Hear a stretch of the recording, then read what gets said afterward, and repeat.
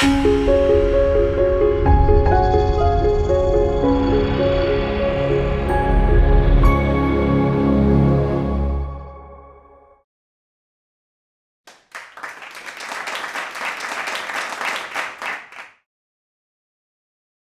this Dharampal centenary Vibathon.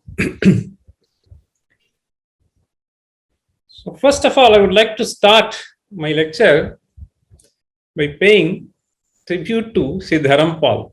So I had an occasion to look at this preface and the introduction which has been authored for this volume on science and technology which has been published by Dharampal. See, here there is an interesting remark which is being made.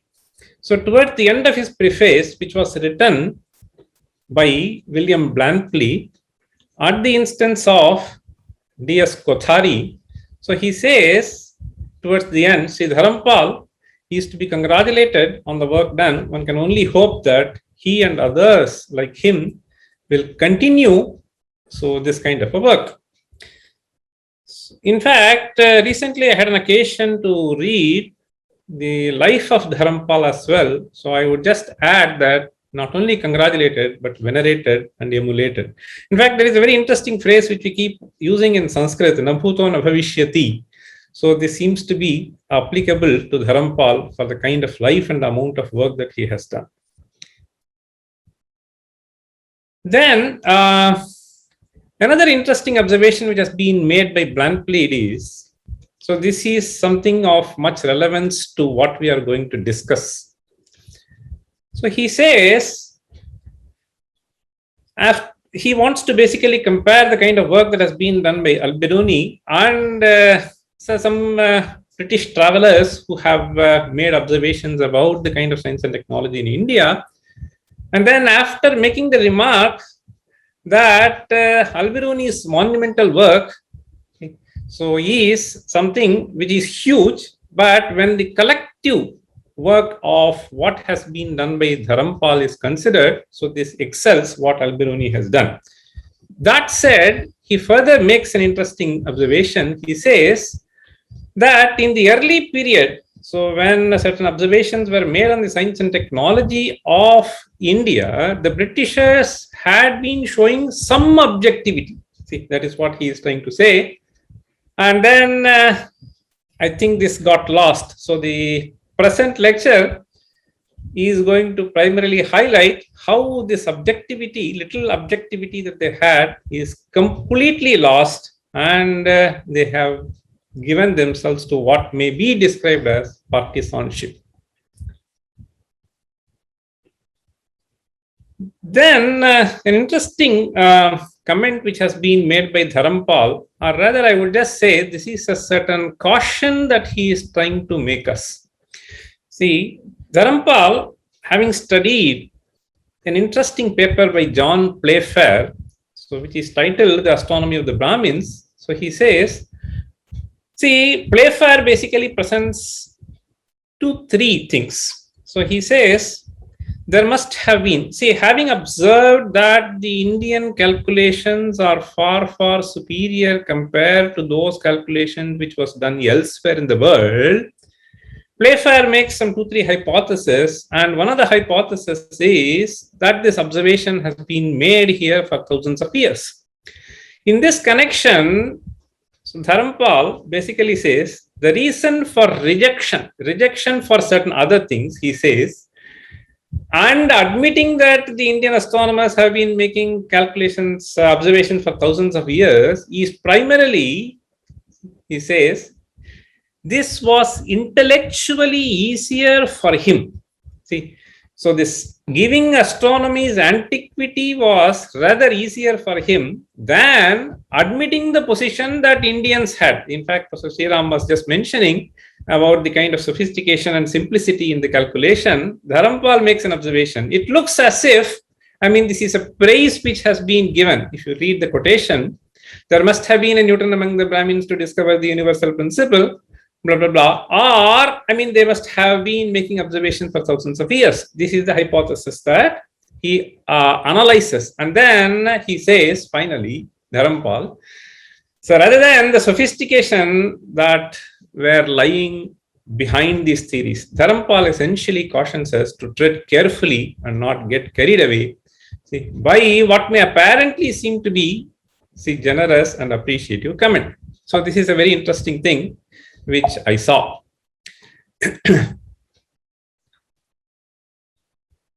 Okay, now let me move on to the Kerala school. In the Kerala school, so we have Madhava, who is considered to be the pioneer. So he was in the 14th century. Then we have Parameshwara, who was a direct disciple of Madhava. And then Parameshwara's son, Damodara, has been the teacher of the famous astronomer Nilakantha, about whom Professor Sriram also mentioned in his talk. And then we have Shankara Warrior, Jeshtadeva. They were all more or less at the same time. And then we have Pudumana Somayaji, so whose work is Karana Paddhati, a very unique text. And then we have Achyuta Pisharati and a few others. So what we are going to see currently is a detailed discussion that has been happening over the invention of certain infinite series by Madhava, as studied by various astronomers, or rather mathematicians or Indologists, so who were here during 17th, 18th century and the 19th century. These works have very interesting and rather complex results. So for instance, suppose one were to find time, so you just make a measurement of the shadow and measure this angle. So you will be able to use this and then exactly specify the time at any given instant during the day. So phi here represents the latitude of the place and delta the declination. In fact, Professor Sriram was presenting the formula for this in delta alpha in his presentation. The reason for highlighting this is one need not understand any details here, but one should just appreciate that these kind of sophisticated results, which involve sine inverse function and various trigonometric function, were handled by these astronomers for a long time. And what these Kerala mathematicians had done was to actually enhance the kind of sophistication by arriving at certain interesting series. So this series, so sine series, which student studies usually when he enters into the postgraduate course. So one starts with Taylor series and so on and so forth. The sine series, so is beautifully codified in the form of words. And once again, we have the series for pi, all these, and we have this derivative of sine inverse function that you see here. All these things have been nicely codified in the form of verses. How did they arrive at this series? And how was this series, which have been found by them, taken by the Britishers as the series discovered by the natives? So this is the kind of historiography that we are going to look at now. So for instance, the sine series which we usually study in this form, sine x is x minus x cubed by 3 factorial plus x power 5 by 5 factorial, to just give you a flavor. So this is how the verses, when they are decodified, will be looking like. You can see 2 plus 2 square. How do they say? So this is, see, this r theta is basically a short segment of the circle. See, this is what is called chapa. So nihatya chapa vargena. So this is how it is presented. Chapa varga means r theta square. Chapena nihatya. Nihatya chapa vargena chapam tattat phalani cha. And so on. So these numerators will be listed. And then the denominators will be given. Haret samula yugvargaihi trijya varga hataihi. Trijya means r square. Trijya varga hata samula yugvarga. Yugvarga means basically the squares of the even numbers.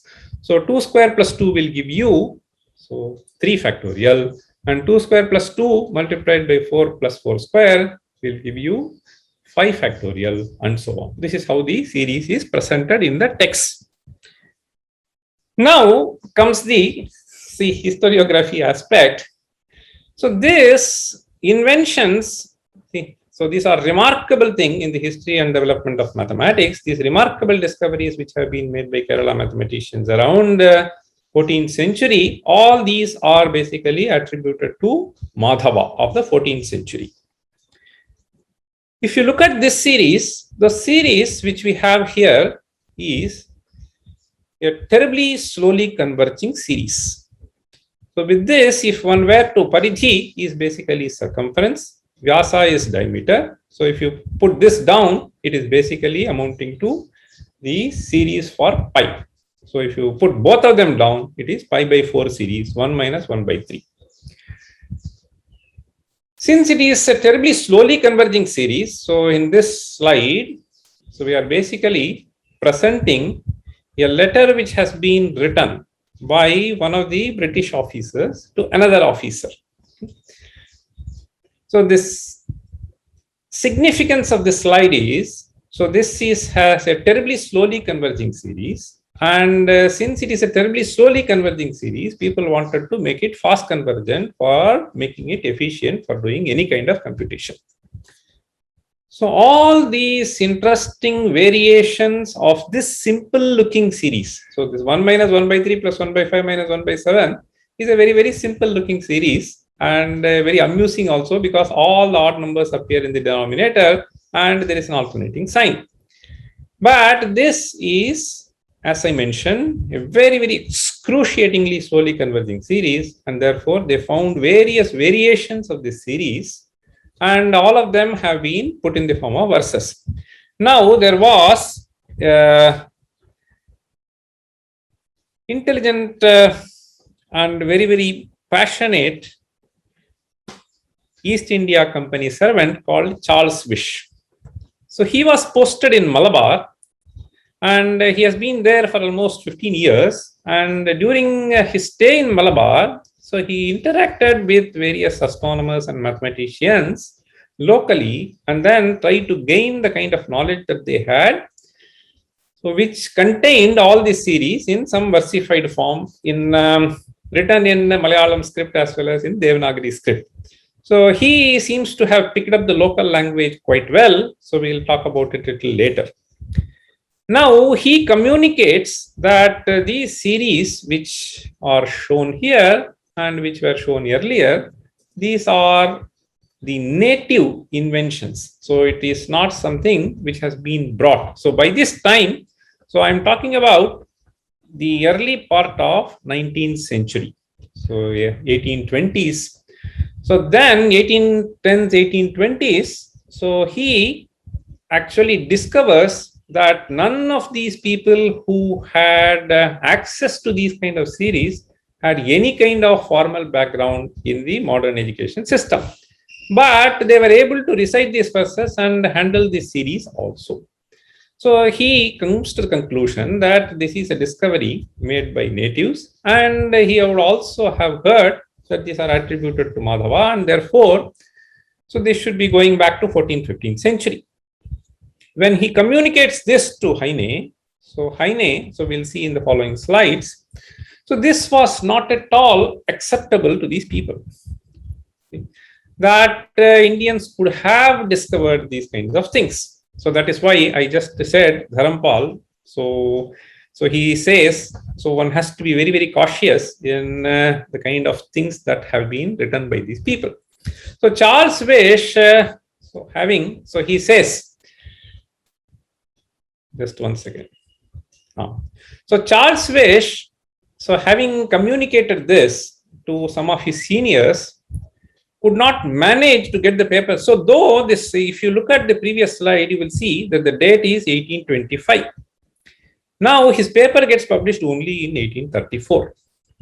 So this remarkable paper, which has been authored by Charles Whish almost 10 years back, so with great difficulty gets published only about 10 years later. So this, and then what happens is, if you look at the history, so in 1830s, this paper gets published. Then there is some discussion for about 10-15 years, so in various small limited circles.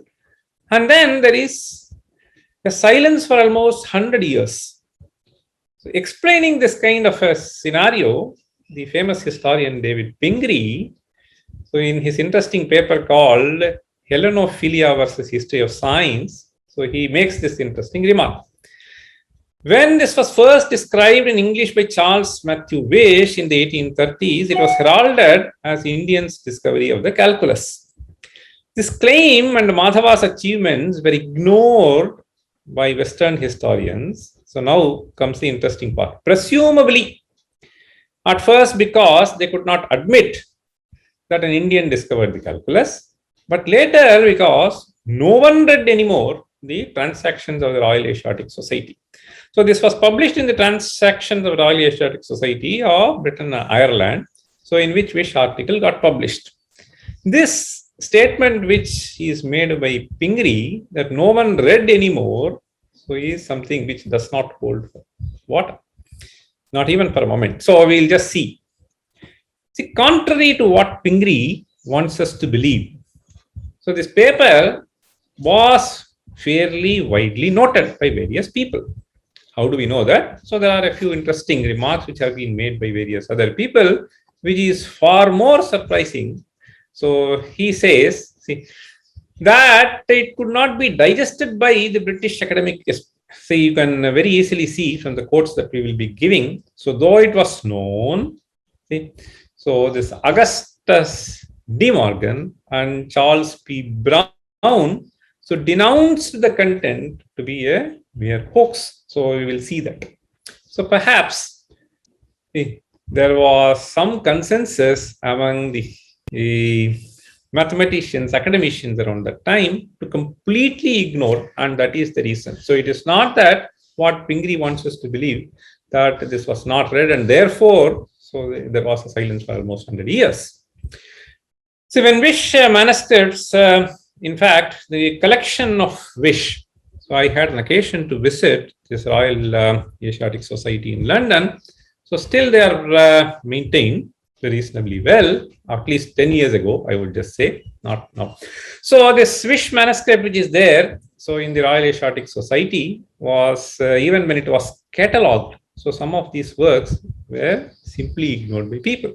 And later, when people were referring to, so there was a deliberate attempt on the part of various historians as well as Indologists not to discuss about this work. So this is what I mean by, this meant by the consensus. In fact, some of these points were known to me, but some of them were actually gained by reading. So a recent note which was actually shared by Professor Srinivas to us a few days ago. So John Warren,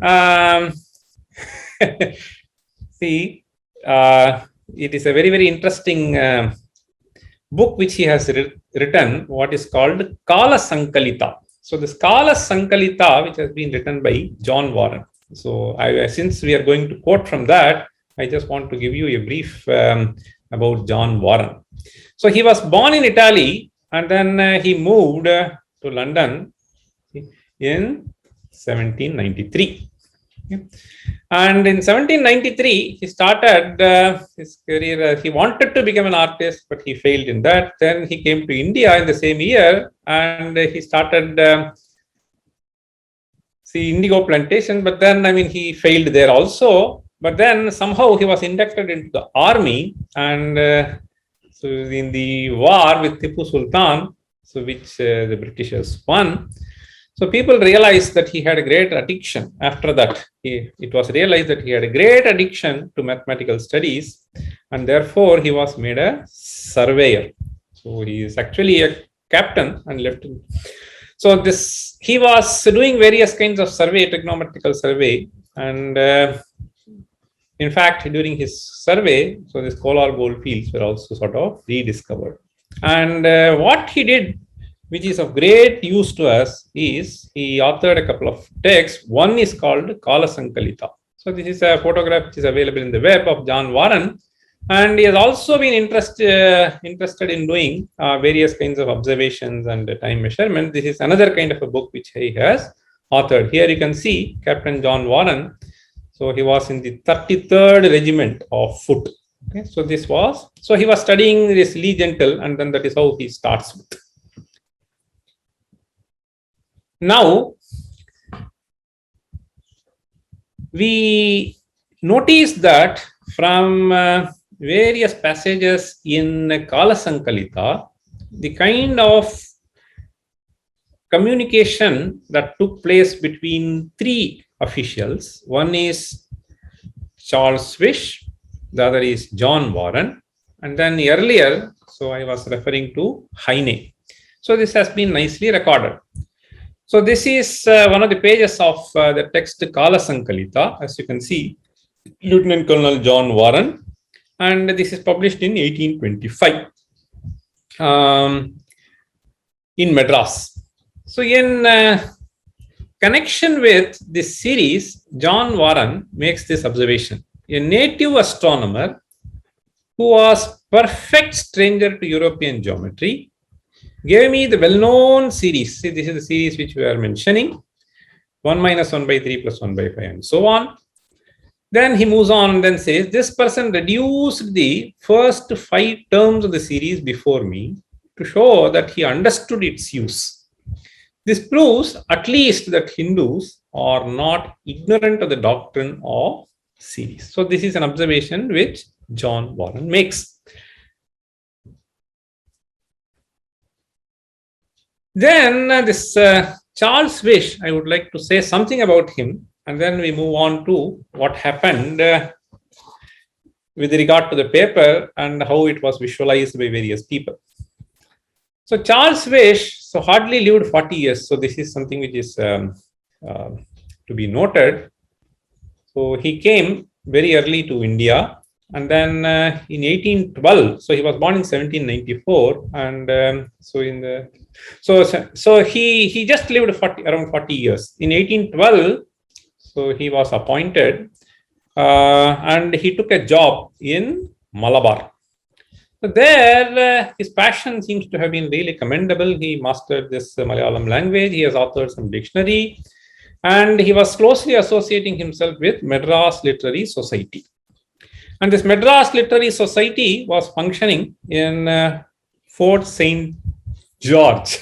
See, there was a college apparently. So I did not know. So I hailed from Chennai. I knew about this college road. I was thinking that this college had to do with some colleges which are available. But then it is now clear that this has to do with some college which was existing, established in 1812, and in about 42 years, this was wound up in 1854.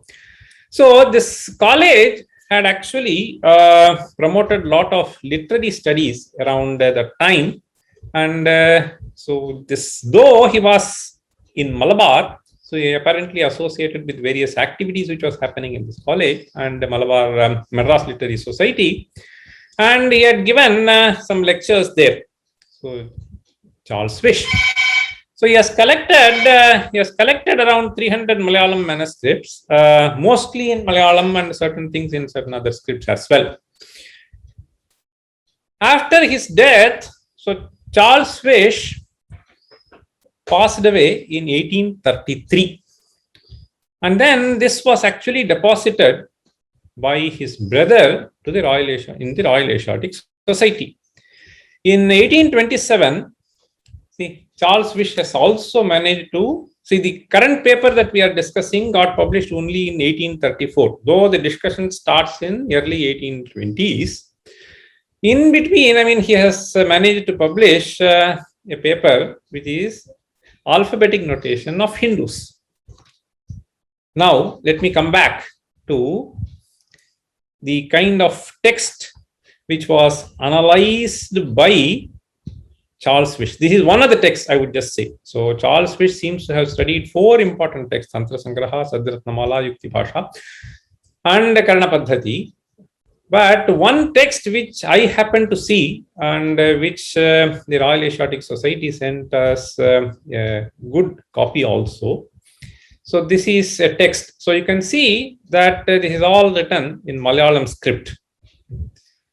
And he has also meticulously marked the Guru Laghu because it is all in verses.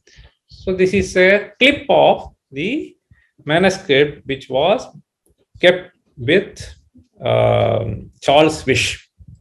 So the manuscript which we could get hold of has 182 folios and about very neatly written and about 24 lines.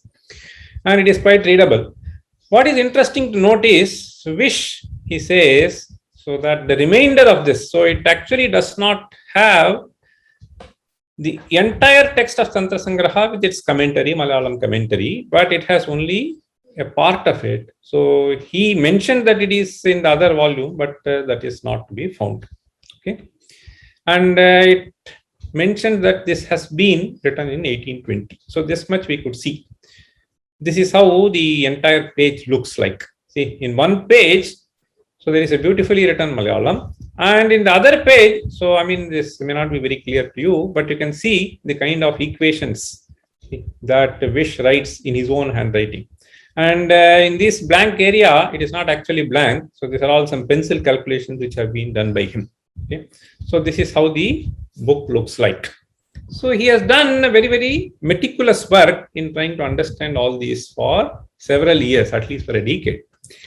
Whish in his paper, I mean, he identifies certain things, the years may not be correct, but regarding the Tantra Sangraha, he mentions the following. The author of Tantra Sangraha has laid foundations and so on. See, so he uses the term fluxions. So this is the most important term in trying to understand the rate of change of thing, which we call as calculus today.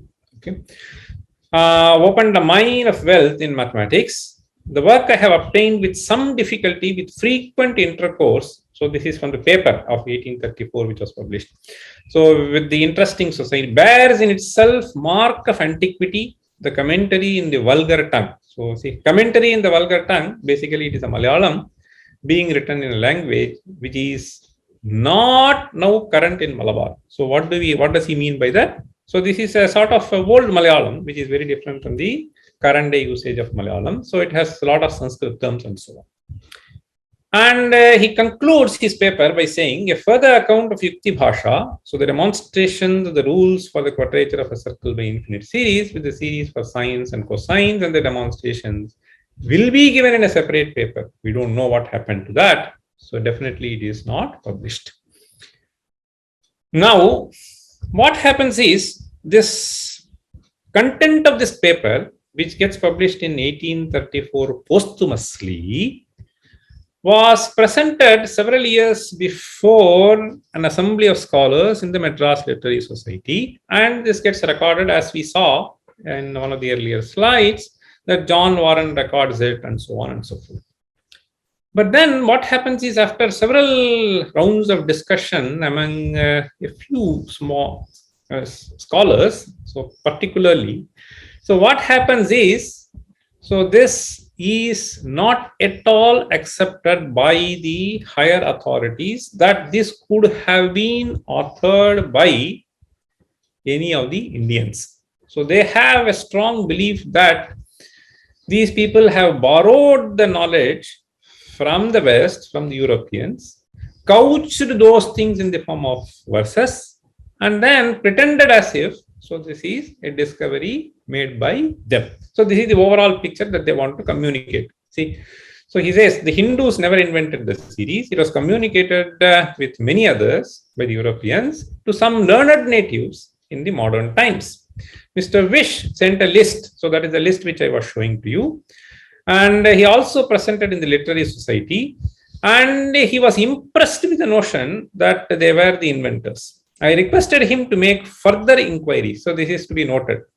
So he repeatedly asked Whish to say, so please check whether it could have been done by them, make further inquiries. And his reply was that he had reasons to believe them entirely modern. So this is a statement which could be very difficult for anyone to digest.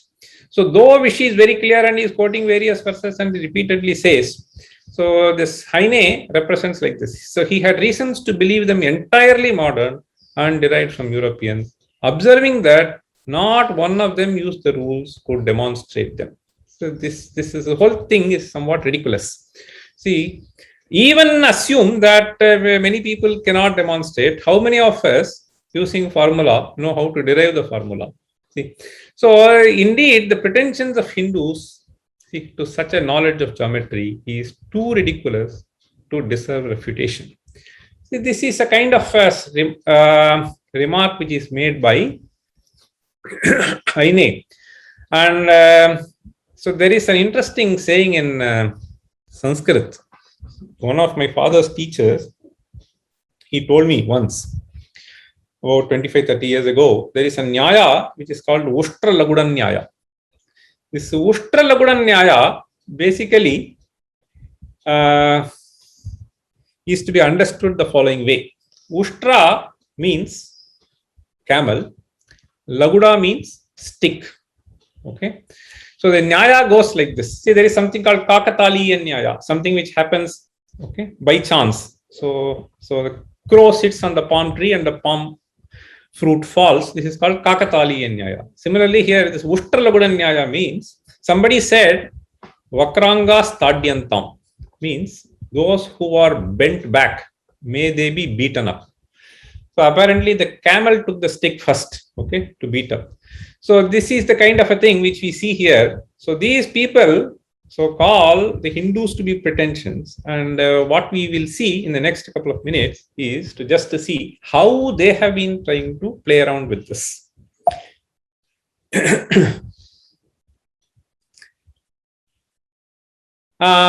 See, the series got published in 1834 after Whish passes away. And then it is sort of studied by some of these people, and one of them is Augustus de Morgan. He was one of the leading British mathematicians, and his father and grandfather were in India, and therefore he was born in Tamil Nadu in Madurai. And in one of the articles, he writes, see, we have referred to this article, all matters which relate to astronomy, blah, blah, blah. Then partly because this is not enough, and then he says to make worthwhile to distribute it under the heads of the work like the present, and partly because it was desirable to defer the article in question. See, now can you recall? So what was said? See, by Hyne, see, as long as in the hope that some further investigation on the points on which we are to write might make appearance. So this is what is highlighted. See, that some further investigations, which I believe is not even true, and this has been stated by, so remember this phrase, see, which is being stated by one of the leading mathematicians, Augustus de Morgan. So as if Whish had a belief that this was not native, and this is how Hyne presents it to Warren, and that is how it is recorded in the history. Where is it? This is in an article called Vija Ganita. See, this is another funny thing which we find. So they call it as Vija. So there is nothing like Vija, it should be Bija. And this error can be traced elsewhere. So De Morgan, see, so further states, the modern state of science in India is generally reported. And then he says, on the quadrature, see, this is the partial title of the paper which was published by Whish. So he says we should have had some suspicion that it was neither more nor less than a clever hoax. See, he says basically that we would have dismissed this as a clever hoax, but for the fact that, so it has been published here, so in this memoirs of the society. Okay, so this is the kind of thing that he is trying to make.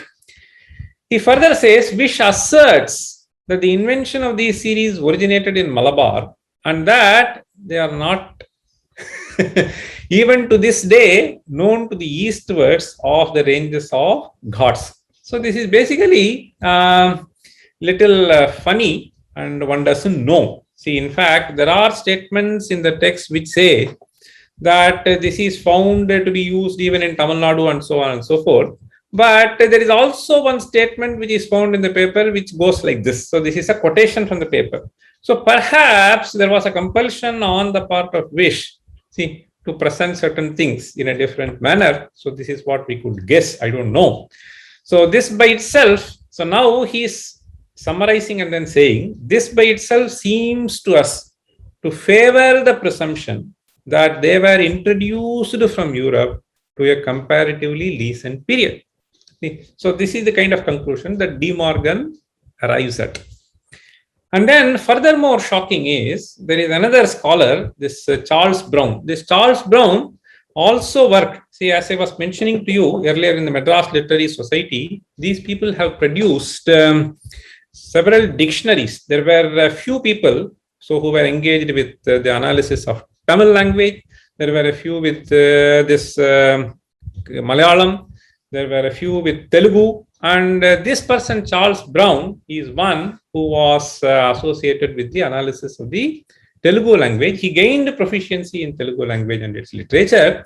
And after returning to England in 1854, he worked in London University as a professor of Telugu. And in one of his papers, he writes, see, some papers printed in the Proceedings of the Royal Asiatic Society. See, look at this, the language. Some papers printed in the Proceedings of the Royal Asiatic Society by Charles Whish, who died in 1833, evince his skill in mathematical investigation and in Sanskrit scholarship. The article Vijaganita, so recall, so this Vijaganita is an article which has to do with the De Morgan, which we just quoted. So the Vijaganita in the Penny Cyclopedia, so he gives the reference. So having mentioned Mr. Wish's discovery was to surmise that they may be forgeries. See, I offer the following description to their origin. I have reason to believe, and so on and so forth. So there is a clear statement amounting to call it a forgery. So earlier, see this, the language goes more stronger, as you can see. So this seems to be the kind of strategy. Now, what I want to conclude here is, basically, we see three phases. A deliberate attempt to prevent Whish from publishing. This was the first thing. And one can only imagine the agonizing years, almost 10 years, which would have passed through. The officers, unfortunately, could not succeed. See? And the paper got published posthumously. A clever attempt to completely twist the story. This was partially succeeded. And an attempt to suppress all references, they fully succeeded for almost 100 years. So this may be concluded with the kind of myth making that was attempted by the British officers, and the efforts which have been made by Dharampal and by a few other scholars is something which is really, really remarkable, which really throws light on what actually transpired. Thank you. Sorry if I had taken a little more time.